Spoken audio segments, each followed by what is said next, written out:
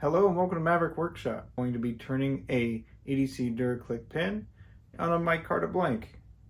So I've got the blank here, got the kit here. Let's take a closer look. Here we have all the components for the pen and the Micarta blank. Micarta is a fabric that is pressed in or impregnated with resin. And this one appears like it was pressed into a much larger block with more fiber, because you can see that there's these lines right here that would indicate it was cut by a circular saw. But I like to check the components for the kit. So we have the tip, which is 180 from what we've got here. We've got the tip coupler, brass tube clip, cap coupler, the click mechanism, the refill extender, the spring, and from here we can measure the brass tube on the blank. So we pick the side that we want, give it a little bit of extra on both ends, and we will mark it.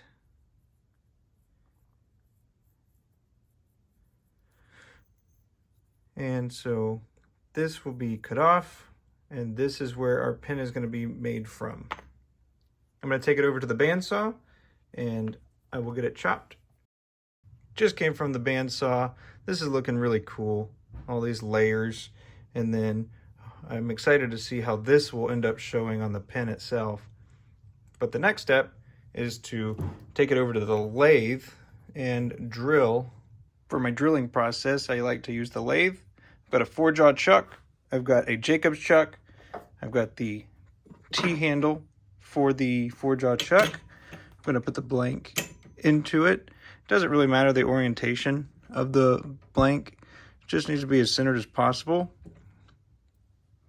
But there's plenty of material for an 8mm hole. And speaking of which, the EDC kit calls for a 8mm hole, and I've got my 8mm bit. It's got a center start on that, and insert it into my Jacobs chuck here. Tighten it down, and then I will start drilling. The speed that I'm going to do this at, about 600 to 700, and I go until I get a little bit of resistance, and then I release the tailstock, and then I pull it back, because it likes to clamp down onto it sometimes when it heats up. So you have the drill bit heating up the blank, which makes the blank softer and it causes it to expand. But then you have the 4-jaw chuck also clamping on it. So you need to make sure that the drill bit is clearing everything out as effectively as possible. And you don't want a lot of buildup inside of the blank with all the, in this case, powder, not many noodles. But you want to make sure that it doesn't build up in there. You want to clean it frequently. And then as you can see right now, I'm pressing the drill bit back inside before I even turn the lathe back on. And I do that so the drill bit doesn't catch the outer lip and then make a big flared out bevel on the end. We want to keep it as snug as we can on the brass tube once we get to that point. So this is a preemptive step to not have the hole blown out. And then it'll feel easy once you get all the way through. Pull it all the way back. While it's spinning makes it easier to bring it all the way back. All right, good deal. So at this point, just take it out, take a look, and we're going to go back to the other bench and glue in the brass tube. Got my drilled blank, got my brass tube. I have test fit a couple times. Brass tube is also already scuffed. You want to test fit, make sure that it goes in pretty easily. And I have a dowel rod right here to help me push it the rest of the way in. That way I don't have any overhang. And once I get this back out, I will get CA glue on it, and then we'll get it set in place, and then we'll barrel trim it.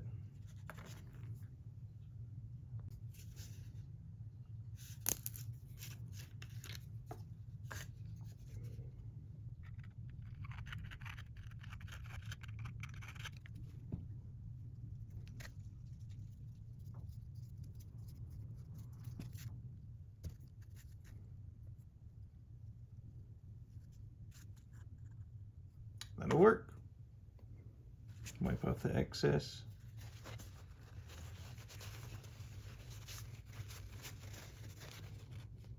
Make sure you don't glue your fingers to it.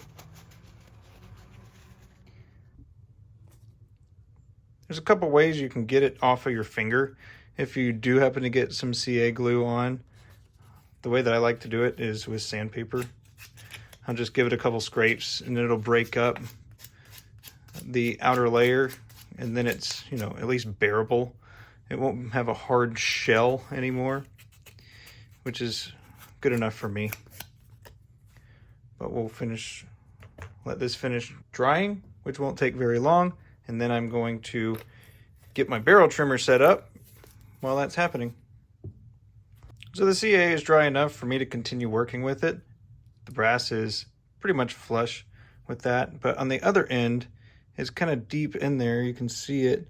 So I'm going to use my plunge depth gauge, and I'm going to put it on, slide it down the inside of the micarta until I hit the brass tube, and then I let it sit on it. And so then I have the internal depth of my micarta. So I'm going to mark this, and I'm definitely not going to cut it at that point, but that's about how much I have on the inside that I will have to barrel trim away, or I can just quickly take it over to the bandsaw, cut a straight line shy of that line, and then barrel trim just that little bit once I get that done. So I will be right back and get that taken off. Got that part cut off, and then, well, this side cut off. You can see the brass tube a little better now. It's not so deep below.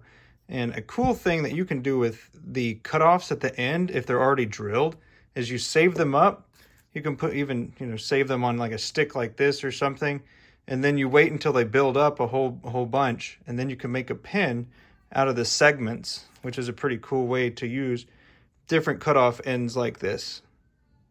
It's time to barrel trim. I'm going to square up the end of the blank with the brass tube, and I don't have a drill press machine. However, I do have a drill, and I am able to press. So I've got that going for me. We just finished barrel trimming. You can see the brass tube right there, right at the very end of the blank. This is how I like to get mine set for this particular pin kit.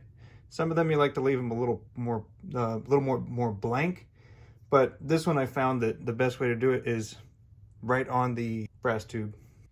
Now we're at my lathe. I have my mandrel saver. I'm gonna put the static side in, the live center side on the tailstock. These are the bushings for this particular kit. Come in, get set, slide the tailstock up, lock it into place. The blank is mounted, I'm all set up. I'm gonna throw my respirator on. I got my iPro on as well. I'm gonna be turning this at about 32 to 3,500 RPMs. I'm gonna be using a round carbide cutter for that.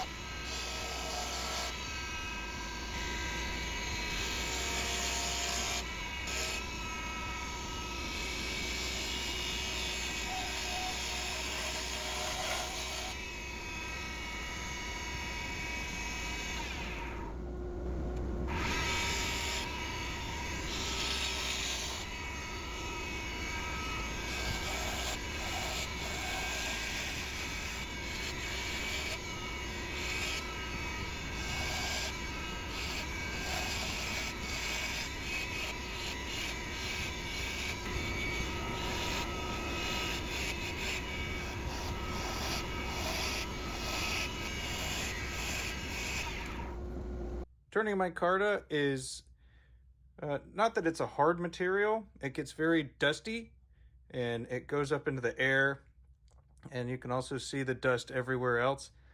I had to turn on my dust collection system as well as use my fan, just so I could keep working on it. And the other thing is it gets really hot on your hand, so I know a lot of people are opposed to wearing any sort of glove or anything like that, but you know, just a consideration. It's going to get hot, and so you'll have to take more breaks to let your hand cool off for a second, and then you can get back into it. But at this point, I'm going to use a little bit of denatured alcohol, and this is just like what tattoo artists use for cleaning off their work area. And it's going to help get some of that dust out, and then we'll also be able to see, you know, kind of what it's going to end up looking like. All right, so that's kind of what it looks like with the denatured alcohol on. You can see it's kind of drying off right there, or evaporating off, I mean. We'll get it wet again, and then we'll go the other way.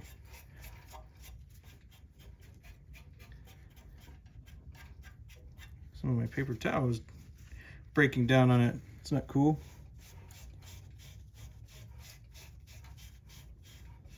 We are going to use a CA finish on this. Since I have it at the correct diameter, maybe just take it down a little bit more with the sandpaper. But what I'm going to do is I'm going to swap out these bushings so I can use CA glue and not actually glue the bushings to my blank. So I'm going to get those switched over right quick. Now that we've got the nonstick bushings in place, I'm going to do a little bit of dry sanding before moving on to the CA portion.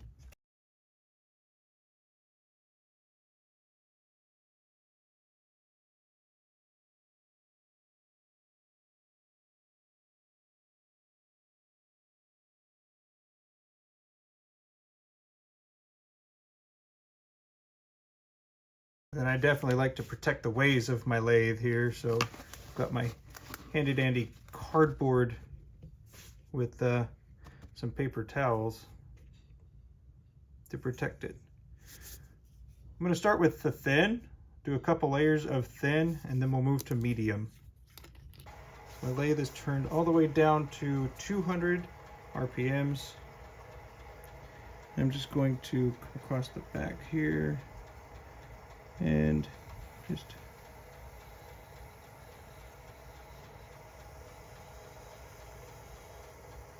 a nice little layer just to make it soak into the pores there. We're going to do this a few times. It's definitely starting to feel more smooth now. I don't know if you can see like the higher points in there, kind of the peaks and valleys. We're trying to smooth all these things out. Kind of has almost like a sandpapery look to it. All right, let's go for another one.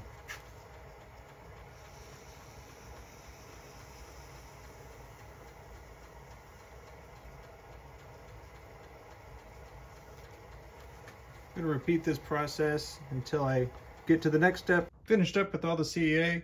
I figured I'd show you my sanding setup for wet sanding. Plastic container that I got from Harbor Freight, and it goes 1 all the way to 8, and that is 240 to 2500. And again, for sanding, I sand at about 700, and I find that that gives me the most consistent results without over sanding. I don't apply a whole lot of pressure. I apply enough pressure to have feedback into my hand. That way I can kind of feel the ridges. But with CA, I even take it a little lighter. So it'll just be a bunch of trial and error for you to figure out.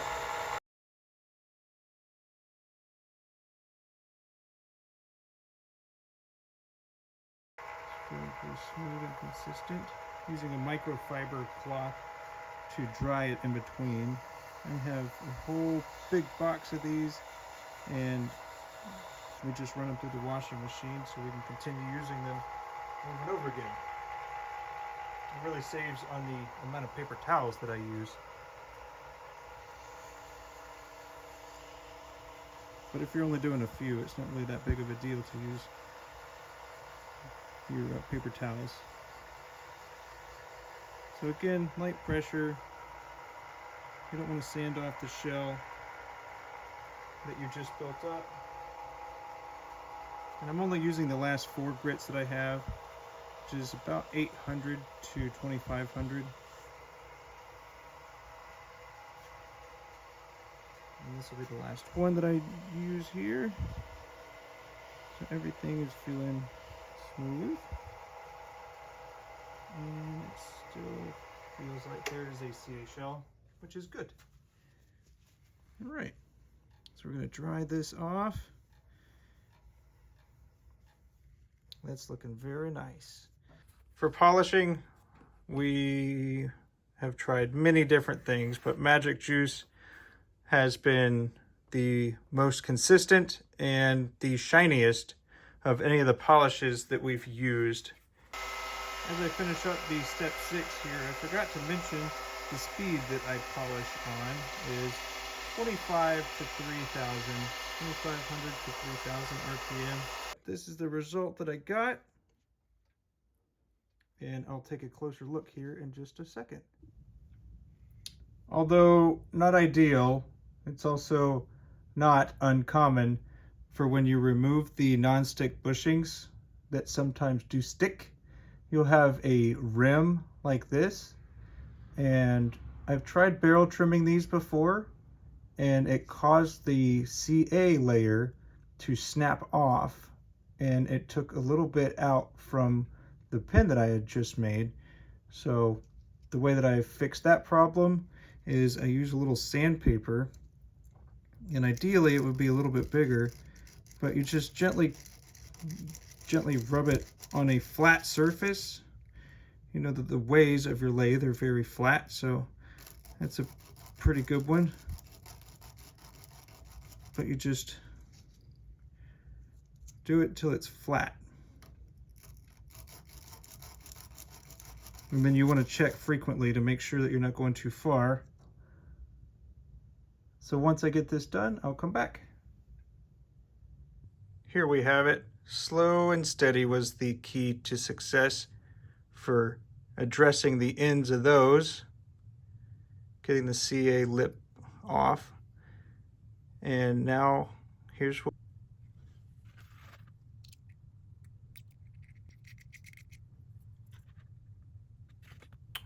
Okay, we are going to do it this way.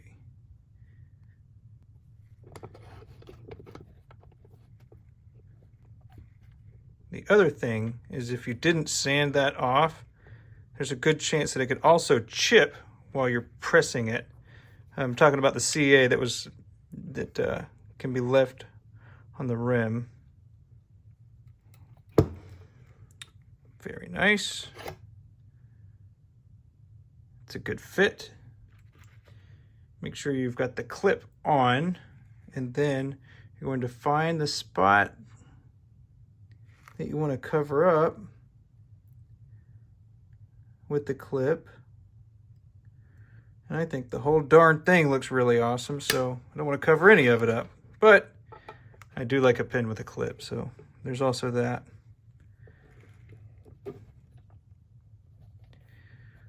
Get that pressed in, nice and snug. All right, the last bit of it. Taking the ink refill and the spring, pressing that together. That goes into here. You use the Schmidt click mechanism, and then that will just screw in. All right, moment of truth. Everything screwed together. Moment of truth. Here it comes. Every pin maker's favorite part. Yes, perfect. Thanks for working on camera. This is a very nice looking pin. I'm gonna go ahead and get this in the house so I can get some shots in the light box and see if I can show it off even better. But this is a PSI EDC Duraclick in gunmetal on a micarta blank that I got from TurnersWarehouse. There's one more thing that I wanted to mention. If you went through all the trouble to make a very nice looking pin, or have someone make you a very nice pin like this, you should definitely have a good refill.